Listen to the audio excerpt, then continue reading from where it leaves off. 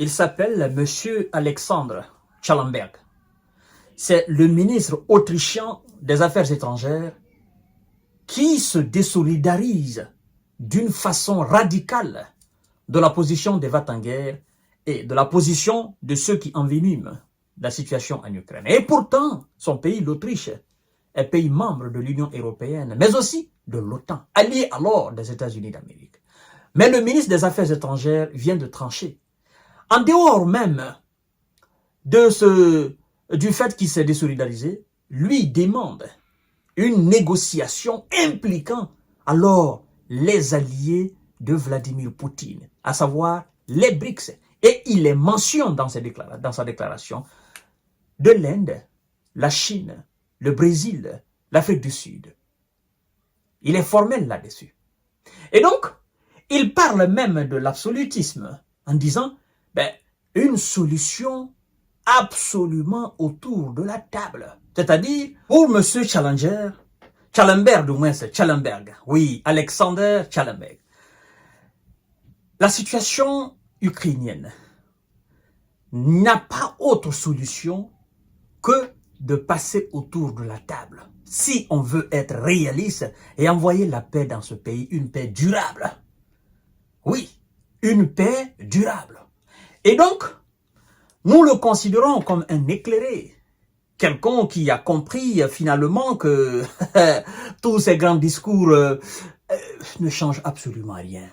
Et que même si on envoyait tout ce que les visas possèdent, ça ne va absolument rien apporter. Ça sera un autre désastre. Et après tout ça là, ceux qui vont rester demanderont qu'on s'asseye autour de la table comme ça s'est passé après la Seconde Guerre mondiale en Allemagne. Hein? Vous vous souvenez de ce procès de Nuremberg. Donc voilà un peu. Et c'est pour éviter tout ça que l'Autriche alors demande de passer autour de la table. Mais il y a un fait aussi très important que je dois souligner, que vous devez comprendre. En fait, les 90 ou 12, voire même 15% du gaz autrichien provient de la Russie. C'est-à-dire 95% du gaz qui est utilisé en Autriche provient de la Russie. Et l'Autriche est liée à la Russie avec un contrat qui coule jusqu'en 2040. Donc, ce contrat est là. Et puisque les produits gazeux russes n'ont pas été sanctionnés, et donc la société autrichienne qui ravitaille alors l'Autriche dit tout simplement que elle ne voit pas d'inconvénient du fait qu'elle ait décidé à honorer effectivement ce contrat jusqu'en 2040. Donc, à l'image donc de l'Autriche, vous avez la Hongrie, vous avez la Slovaquie et vous avez un certain nombre de pays alors de l'Europe de l'Ouest qui dépendent, mais d'une façon très grande, effectivement, du gaz russe et donc du pétrole aussi du nucléaire russe. Et donc, ces pays demandent tout simplement qu'on arrête cette situation, mais que ça se passe autour de la table. Et donc, voyons, mesdames et messieurs, voyons, c'est très important.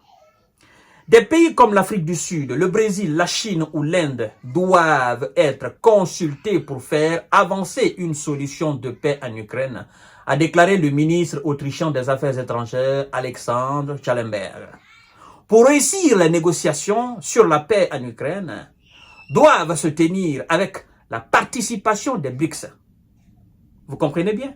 Alors, il dit ceci, je cite, écoutez très bien, et partagez la vidéo dans tous les groupes aussi, parce que nous avons besoin de la compétence de tout le monde. Nous avons besoin de la participation de tout le monde pour mettre fin à cette bêtise humaine que si on ne le fait pas, ça risque de nous plonger, le monde dans un chaos sans précédent. Et surtout avec la technologie militaire moderne. Donc, évitons le chaos.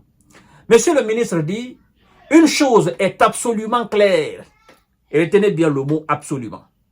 Une chose est absolument claire. D'accord? Une solution doit être trouvée à la table des négociations pour obtenir des résultats.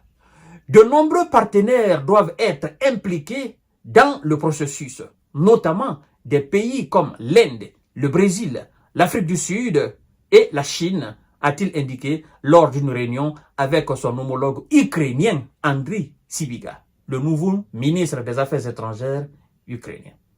Et donc, C'est le ministre des Affaires étrangères autrichien qui martèle cela, ce message importantissime, devant son homologue ukrainien qui vient d'être nommé fraîchement par M. Zelensky.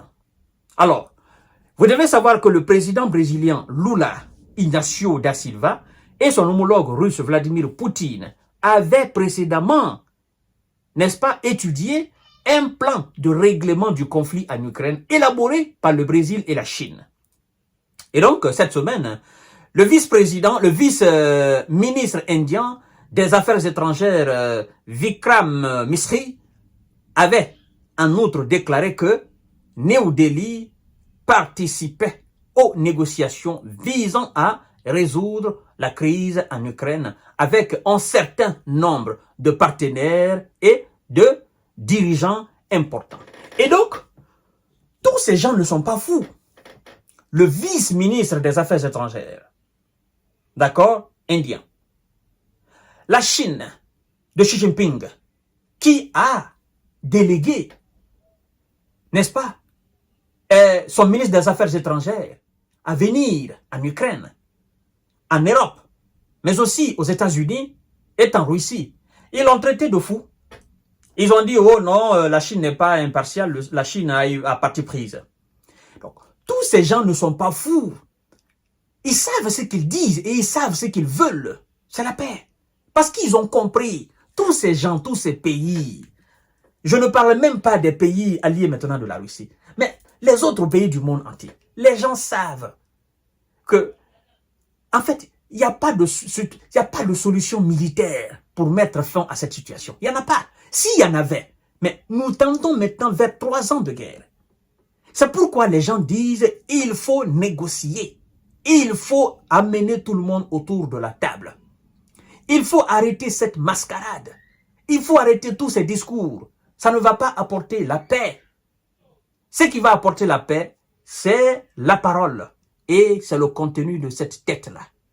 Mais la détonation des kalachnikovs, des missiles, des obus, des grenades, hein, de tout type d'armes, des drones, ne va pas arranger la chose.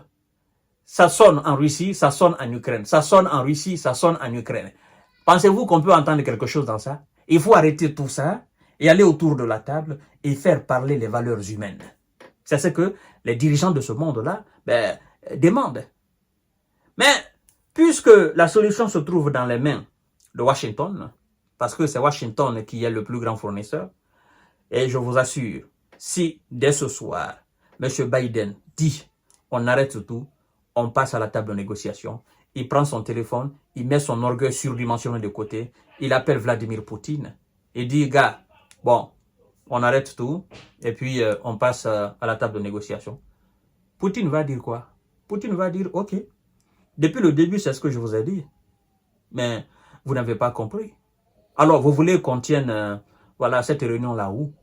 C'est simple. C'est une question d'orgueil surdimensionné. Et c'est pourquoi M. Donald Trump dit, je n'aurai même pas besoin de 24 heures.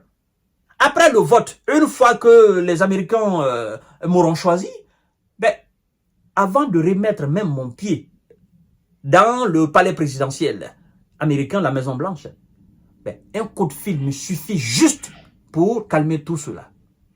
Et il dit pas faux. Il n'est pas fou non plus. C'est pas de la propagande ou c'est pas une campagne électorale, non. Il sait exactement là où il va frapper pour mettre un terme à cette situation. Comme Zelensky a dit, la Russie sait exactement où elle frappe. Et donc, M. Donald Trump a son plan et il sait exactement là où il va frapper. Ben, l'Autriche vient de montrer à la face du monde sa position à travers son ministre des Affaires étrangères. Et, croyez-moi, le ministre des Affaires étrangères ne peut pas tenir de tels propos devant son homologue ukrainien si, soit son premier ministre ou le président même, s'il y en a en Autriche, n'est pas d'accord. Le ministre des Affaires étrangères passe le message de son pays à un autre pays. Voilà. Et donc, c'est la position de l'Autriche. Je vous donne rendez-vous tout à l'heure pour notre série d'informations décortiquage. Partagez la vidéo dans tous les groupes possibles. Merci beaucoup. Encore merci à l'Autriche.